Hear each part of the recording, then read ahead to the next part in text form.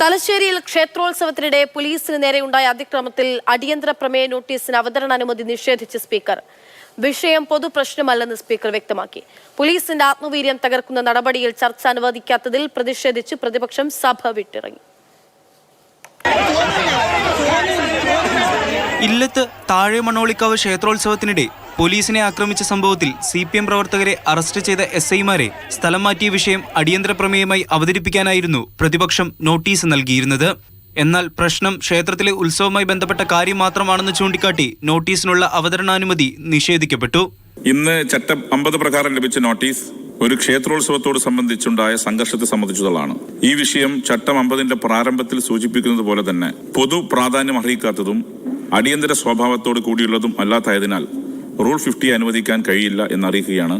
സർക്കാരിന് അപ്രിയമായ കാര്യങ്ങൾ സഭയിൽ കൊണ്ടുവരാൻ അനുവദിക്കില്ല എന്നുള്ളത് ശരിയായ നിലപാടല്ലെന്ന് പ്രതിപക്ഷം. ഇവിടുത്തെ അമ്പലത്തിലെ ഉത്സവമല്ലല്ലോ ചർച്ച. ഇവിടുത്തെ ചർച്ച പോലീസിനെ ആക്രമിച്ചു. എന്നിട്ട് ആ ഉദ്യോഗസ്ഥന്മാരെ ഉദ്യോഗസ്ഥന്മാരെ സ്ഥലം മാറ്റിയതാണ്. സബ്മിഷനായി വിഷയം അവതരിപ്പിക്കുന്നുണ്ടോ എന്ന് സ്പീക്കർ. ഇല്ലെന്ന് പ്രതിപക്ഷ നേതാവ്. സബ്മിഷനെ അവതരിപ്പിക്കാൻ തയ്യാറാണോ? സബ്മിഷനെ അവതരിപ്പിക്കുന്നുണ്ടോ? അങ്ങ് സബ്മിഷനെ അവതരിപ്പിക്കുന്നുണ്ടോ? ലോകത്തുള്ള എല്ലാ കാര്യങ്ങൾക്കും മറുപടി പറയുന്ന മുഖ്യമന്ത്രി തലശ്ശേരി വിഷയത്തിൽ മറുപടി പറയാത്തത് എന്തുകൊണ്ടെന്ന് VD സതീശൻ. ഈ വിഷയത്തെക്കുറിച്ച് നിയമസഭയിൽ സംസാരിച്ചെങ്കിലും മുഖ്യമന്ത്രി ദീർഘനേരം മറുപടി പറഞ്ഞിട്ടും ഈ വിഷയത്തിൽ മാത്രം ഒരു മറുപടിയും പറയാതെ ഒഴിഞ്ഞു മാറി.